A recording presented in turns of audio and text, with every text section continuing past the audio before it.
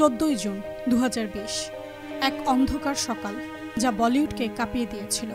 মুম্বাইয়ের বান্দ্রার বিলাসবহুল অ্যাপার্টমেন্ট থেকে উদ্ধার করা হয় তরুণ ও প্রতিভাবান অভিনেতা সুশান্ত সিং রাজপুতের ঝুলন্ত দেহ। মাত্র 34 বছরের এই অভিনেতা Kai Po Che, MS Dhoni, the untold story, ছিচড়ের সিনেমার মাধ্যমে কোটি ভক্তের মনে জায়গা করে নিয়েছিলেন। কিন্তু কেন এমন করুণ পরিণতি বরণ করলেন এই উজ্জ্বল তারকা? মৃত্যুর আগের রাত 13 জুন সুশান্ত খুব সাধারণভাবে দিনটি কাটাচ্ছিলেন। ডিনারের পর নিজের খাওয়ার ঘরে একা বসেছিলেন। তার ব্যবহৃত মোবাইল ফোনের কল লিস্ট জানায় রাত আনুমানিক 2টা নাগাদ তিনি 2টি ফোন কল করেছিলেন।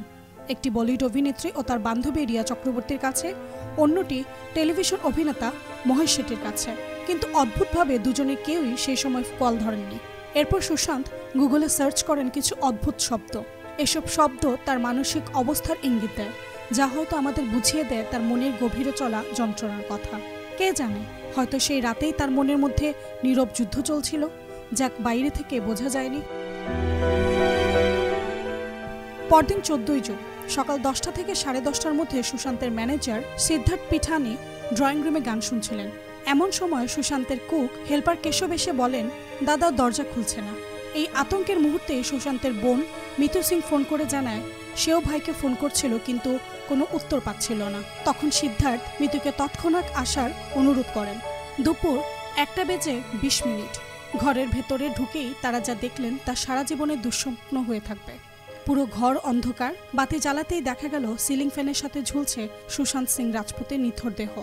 মুহূর্তেই মিতু সিংকে ফোন করে খবর দেওয়া হয় এবং ডাকা হয় অ্যাম্বুলেন্স। কিন্তু দুঃখের বিষয়, ততক্ষণে সব শেষ। সুশান্ত আর নেই। একসময় স্বপ্নদ্রষ্টা মহাকাশপ্রেমী সুশান্ত সত্যিই তারার জগতে চলে গেলেন। তিনি ছিলেন এমন এক অভিনেতা যে টেলিস্কোপ কিনে রাতভর আকাশের তারা দেখতেন, নাসার বিশেষ প্রজেক্টের নাম লেখাতেন, চাঁদের জমিও কিনেছিলেন।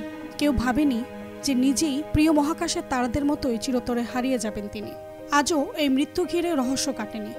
ডিপ্রেশন, বলিউডের অন্ধকার দিক, ব্যক্তিগত সম্পর্ক, সবকিছু নিয়ে নানা প্রশ্ন থেকে গেছে।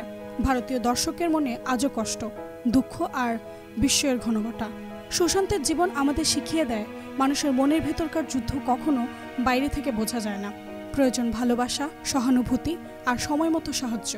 হয়তো সময় মতো সেই সাহায্য পেলে আজও আকাশের তারা দেখতে টেলিস্কোপে চোখ রাখতেন সুশান্ত সিং রাজপুত।